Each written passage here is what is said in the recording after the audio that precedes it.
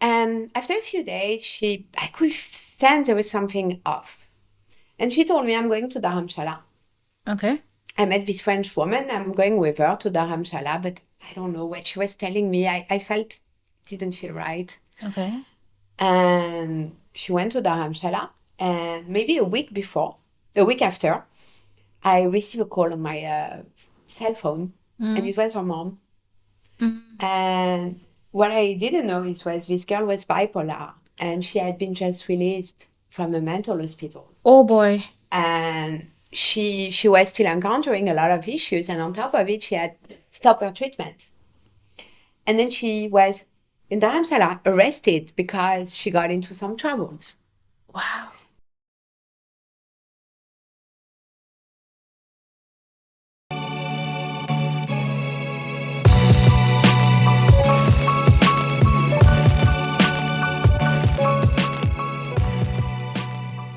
I think in Europe, I mean, if you go to Paris, there is this place Yes. they call in the crack hill. I mean, Yeah. that speaks volume. And New York as well. yeah, exactly. And it's an horrible place. You go there, you have migrants who could not find any shelter anywhere, who became crack addict because they actually literally had no other option. Mm-hmm. And Mm-hmm. of course, Mm-hmm. this is not what France wants to feature. I'm sure most people who went to Paris Yeah. for the Olympic Games, they have no clue of this place. So we hide it in a way. Yeah. And also what we must say is that I think like we are less people, so things are much Yes. easier to handle. Yes. India is a It's massive. sixth of the world, Yeah. Yeah. Yeah. like I'm always surprised when people drive counterway. I think that's really one of the craziest things I've seen in my life.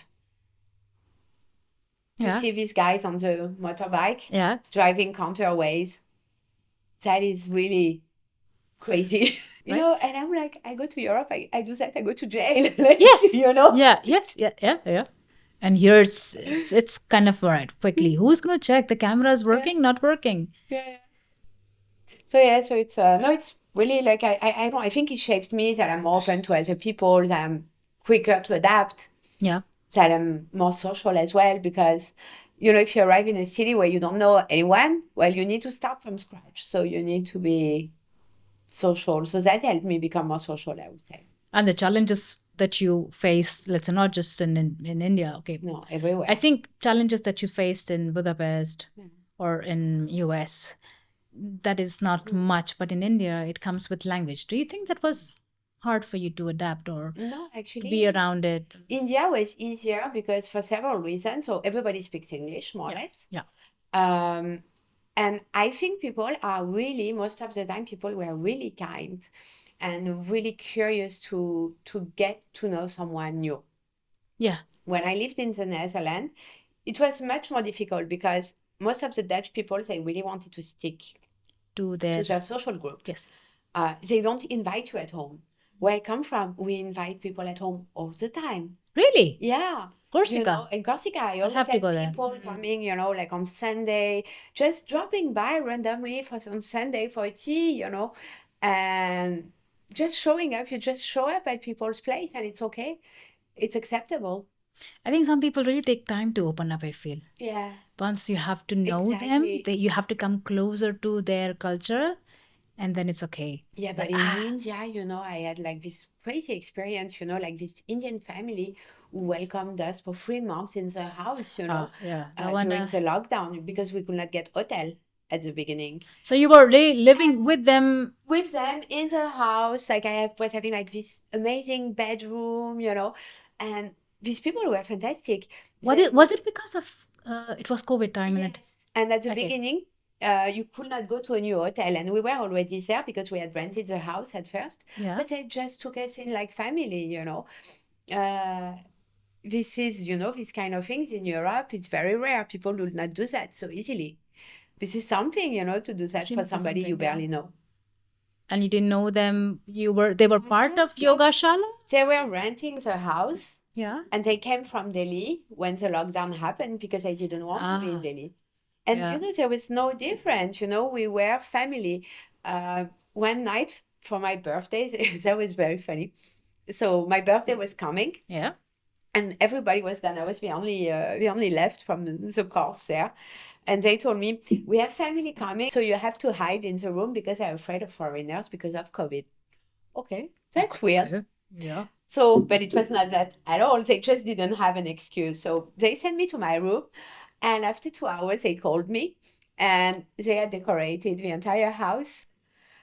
Oh, And what a surprise! yes, Oh my God! for me. Wow! I'm just. And they had bought me like this massive cake when it was very hard to find a cake, back then I can imagine. I mean, because everything was shut down. So yeah, they all had the still businesses were. managed to organize me this massive cake. And it was amazing. Wow. Yeah, it was beautiful. So that would be like your unforgettable Mm. birthday that you ever Yeah, had, right? yeah.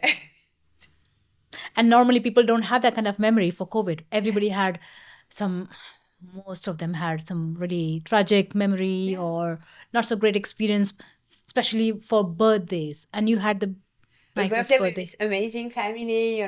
Like they were also Osho followers, Yeah. so we were meditating every day. I was teaching them yoga. It was an amazing time, actually. Really beautiful time. And since then, you have not left India. Just for a few weeks. I know. Yeah, yeah, yeah. I can imagine that. From this yoga that is such a big part of your life, do you think that it helps in the company culture Yes. and employee engagement? It helps a lot because I really believe to get the most of people, Yeah. you need to make them feel good. Yeah. And I really think that a lot of companies are failing that aspect in India and anywhere else. Really? Yes, Oh, because when ego comes on the table in an organization, when there is one ego to serve, the organization cannot function at its best performance because there is the idea of dominating, of controlling. right. Yoga helps to withdraw the ego from the Yes. equation. Yeah. I think yoga also teaches you dedication. Discipline. It can contribute to increase your creativity like any other physical activity, because there is this chemistry that happens when you go for a run, when you go to ski, when you practice yoga. You're producing a lot of endorphins, which Yes. are positively affecting you. So in that sense, it is. But it's mostly mental. It's mostly, the mindset that an organization is going to have. How well do you want your people to feel when they come to work? How proud do you want them to be? It has to go beyond the idea of a coffee machine and Yeah, I think the- so. The you know, interior side, like a nice recreational space or yeah. a good sofa or a lounge Exactly. spaces. And like even you will see like some organization in the Netherlands, they were extremely advanced for that because 10, 15 years ago, a lot of companies, a lot of young tech companies were having very solid company culture already. Okay. So you will get like a gym membership. I worked in one company. You could go for a run in the middle of a workday. It was not a problem. In the middle of the Yeah, workday. we had a resting room with a chef. And I think it's motivating you because if you feel well treated, if you feel valued, you want to give your best. Right. If you're not well treated, there is a domination that is starting. It's a relationship of dominating. Who is dominating who and who is trying to escape the domination? So if you tell your people come every day from 9 till 7 p.m., Yeah. go to the traffic, I don't care of your comfort. Yeah. Why should they be intrinsically motivated to do something for you? True. And how do they become smart? Right. How do people become smart if they are controlled?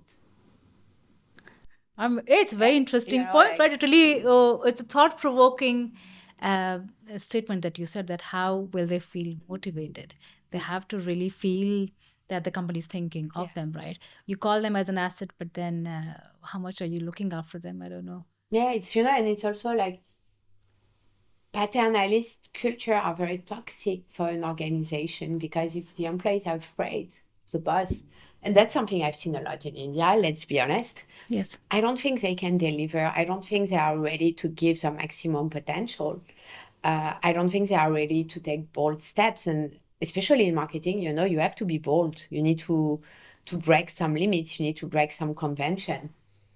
Have you done something like that with any of your clients? I mean, probably not as enough that I'm satisfied. Okay. Yes. But I think, it's just you need to take risk, for example, in the content you create. This morning I was looking on Instagram. Stella McCartney is releasing a new campaign. Okay. And the new campaign is called It's About Fucking Time. It's about? Fucking time.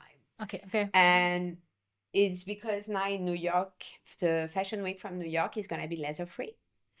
And it's a vegan campaign. Okay. And so, Stella McCartney, she doesn't use leather and things like that. Yeah. So she's not selling her product.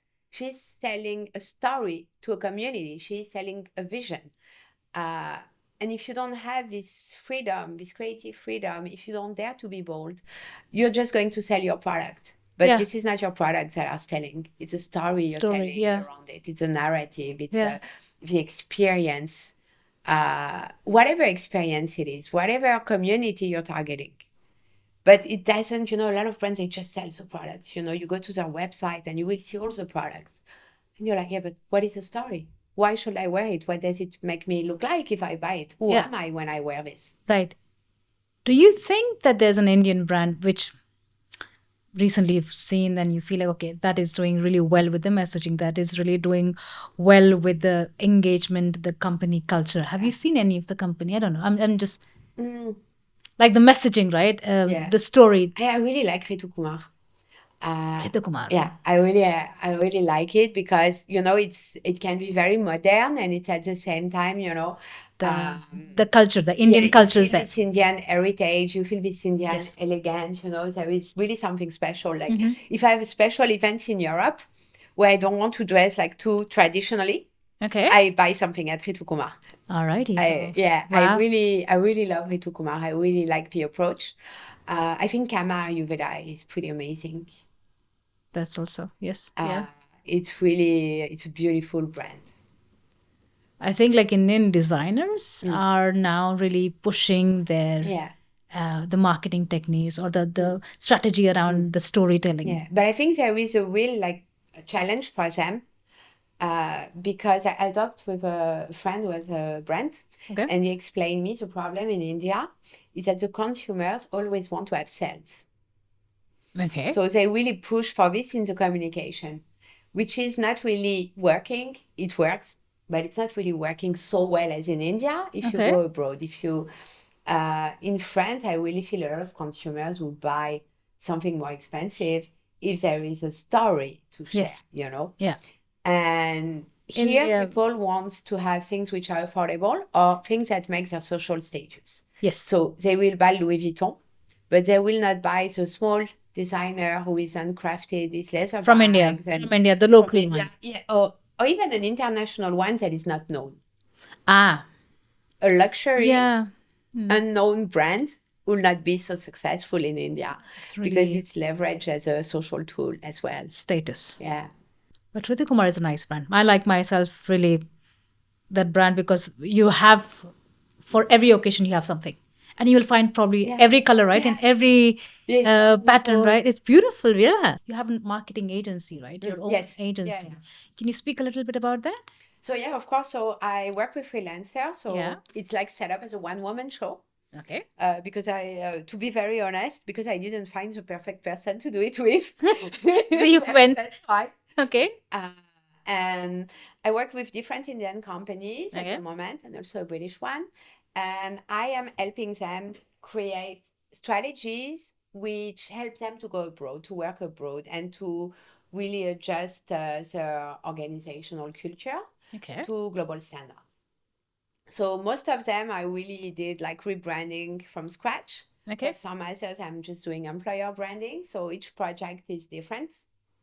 And I've been working since I'm in India. I've been working with a lot of B2B companies, which was not the case before, and I really love it. What is the name of the agency? No, it's a Black Sheep Kollective. Black Sheep Kollective. BSK. BSK agency. Black Sheep. Yeah. Why did you choose the name Black Sheep? It's because of my relationship with my sister. I always felt like she was a good girl and not me. And my dad always told me every time you do something, you always have to do it differently. Yeah. And oh wow, what a story You always behind that name. something complicated. Because of your sister, you have a name called Yeah. Black Sheep. I'm sure she's going to watch this. Yes. I hope she knows that. And it is not a surprise. Yeah. No, I mean, it's like, I mean, that's actually very funny because we so wanted to be different from each other. All right. That until a few years, like 2, 3 years back, she didn't speak English. She refused to speak English because I studied English and I was always good. So she said, I'm going to speak Italian. But now she realized it's a problem not to speak English. So she started. What an interesting relationship that you have. And she motivated you for the name Black Sheep. Yeah, I mean, I was really felt like I was thinking, I don't want to invent a word. I want something that looks like me because at the end of the day, it's just me. I Yeah. work with freelancers, when I need someone for SEO, when I need someone for design. Yeah. But at the end of the day, it's me from morning to evening. Yeah. And I really felt I could connect with this. Yeah. It really is your identity, right? Yeah, and that's also, what marketing is about. It's doing, I want to Storytelling. be transgressive in my approach. I want to do it differently. So it was just like, it felt right. But there is a story as well behind that, right? There is a story, but at the moment it came, I was like, yeah, this is Credit goes to your sister. I don't look for anything anymore, Does she know this? I think I told her, yeah, we must have. From your personal, like siblings, can we talk a little bit about your personal life? So I know that you have a partner that you met in India, a made in India couple, right? Who would have thought that you met your partner and he's from Germany? Yes. I mean, Germany was not a surprise. Okay. When I told my parents that I was with a German partner, and they said, again. Okay. I mean, they were not German. I had an Austrian and I had a Dutch partner. Yeah, yeah. And so they realized I like this region of the world. Okay, okay. Yeah. And then when you had when you met him here, Yeah. did you ever thought that, okay, India, you could really have a future with somebody that you will find? Because normally I feel like when people as a single, when you come to India as for work, it's really hard to I think I was not looking for anything. I was really happy by myself. I was really satisfied. And I think that's why it happened. Like that. Okay. Because I was I was really happy, like work was taking the direction I wanted it to take. I was happy to be in India. I was happy not to be cold in winters. Yeah, yeah. I was happy to have the opportunity to travel.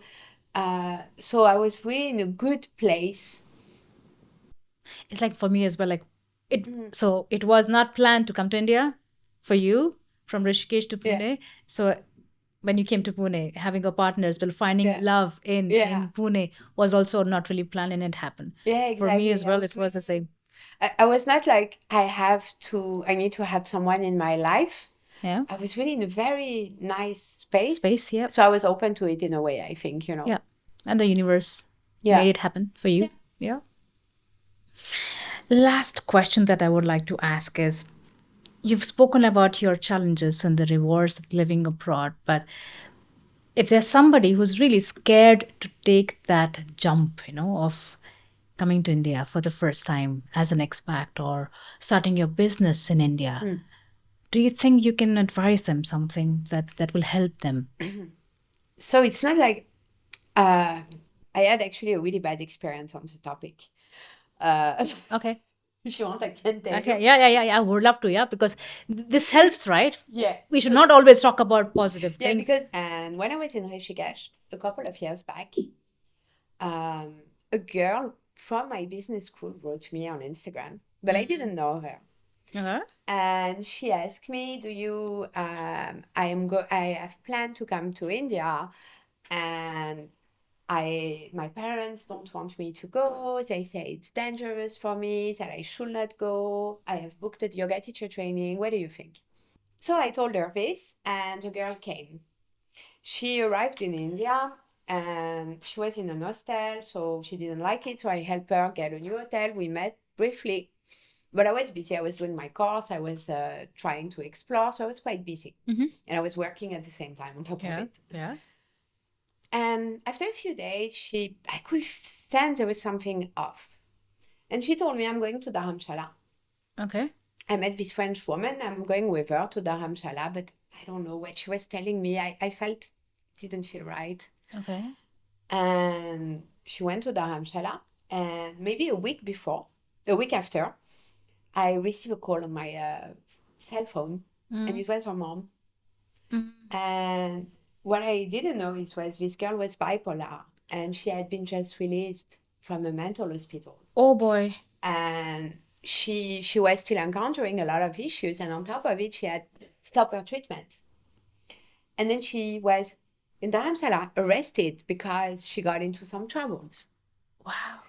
So, like, you wanted to really help and motivate somebody to take this step, follow what I did. At that point in her life, coming to India was certainly not the best thing, because there are so many, it's so intense, visually, like, in terms of exterior stimulation, you're getting so much. And she was not ready for that. So she lost the plot. So I think if someone doesn't feel like going, I will not say you should go. I really. Yes, I mean, you can always try. Yeah. So I just think, you have to do what defines you. You have to be aligned with who you are, Yeah.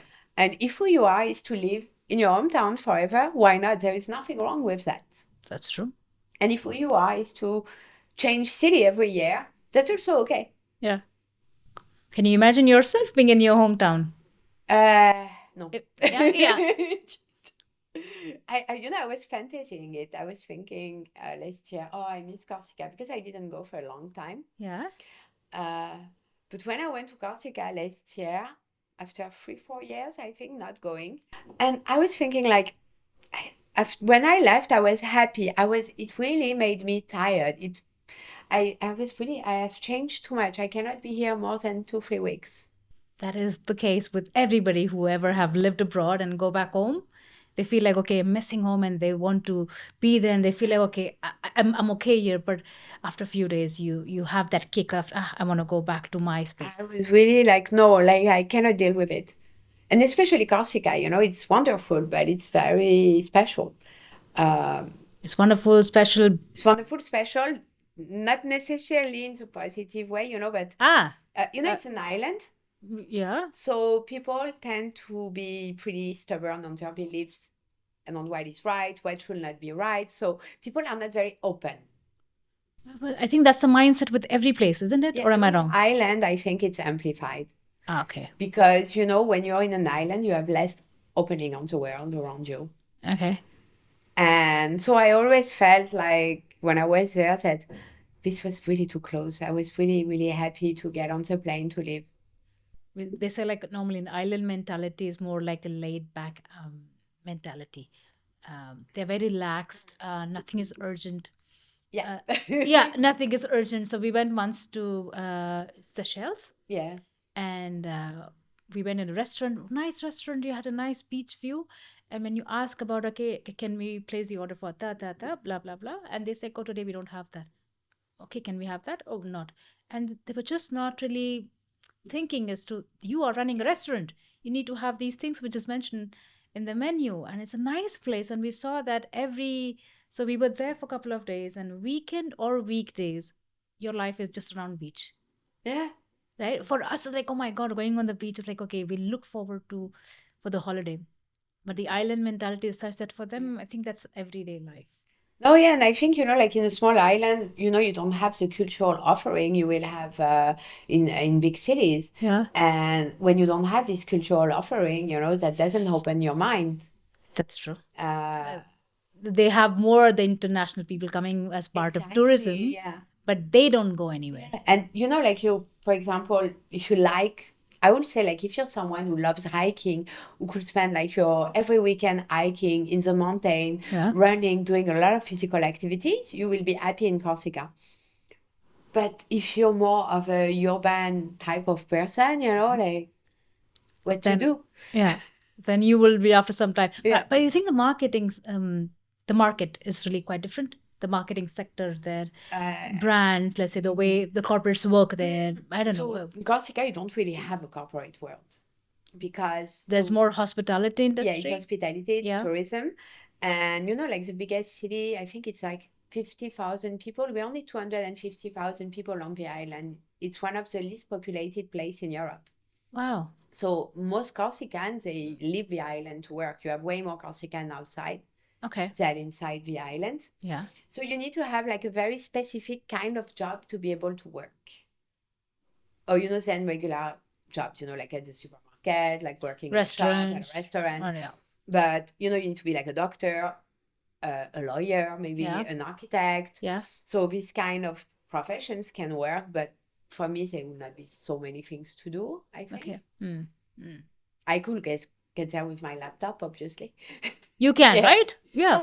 I did it. In the past, I was going like 2-3 months at summertime. Yeah. And everybody thought I had no job and I was doing nothing because I was just like bringing my laptop everywhere with me. And they were like, "Oh, aren't you working? Well, you don't go to the office. How can you come here for so long?" It's okay. I just do it from here. Yeah. So they don't, for them, it's a traditional approach. My parents thought I was unemployed for years, I think. Wow. They were always asking me, "How do you get money?" I am. I think it's difficult. I think traditional parents who are thinking that way, they cannot see the remote working and the working. But I also think, like COVID really helped me a lot with that because I think not only my parents, I think people really thought I was not working. People thought I was doing yoga and hanging out. And that is also work, but yeah. Well, I think we covered most of the points. Yeah. And I'm really happy that I got a chance to explore your life through this podcast, right? We met quite recently, and I'm sure you forgot that. No, I didn't. Okay. So again, we met at Bori village. Yes, that I forgot. I'm sorry. I just could not remember where it was, but I remembered you. Yeah. And I'm glad that we met. Me too. And I'm glad that we did this session where you could talk about your profession. And I'm looking forward to I think your website is live. So whoever wants to see her work, they can really definitely tune into BSK Agency, Black Sheep Agency, right? BSKagency.com. Black Sheep Kollective, because I have all my freelancers around me. But K is for what? Collective. So I wanted to make it BSK because I thought it looked better. That's nothing to do with numerology, right? No, sorry. Yeah, people do that. And I feel it sounded better to have BSK over BSC. BSC. Yeah. Good. Oh, yeah. The phonetics, right? When you're saying indeed. So BSK Agency, check out her website, and people can follow as well. We'll, of course, mention your Instagram account as well to see your yoga, because I'm sure people would love to see how you're balancing your corporate job and your yoga practices. But thank you so much for this session. I really, really enjoyed it. Thank you for having me. I even forgot we had a camera. Yeah, there it is. You see? Thank you so much. Thank you.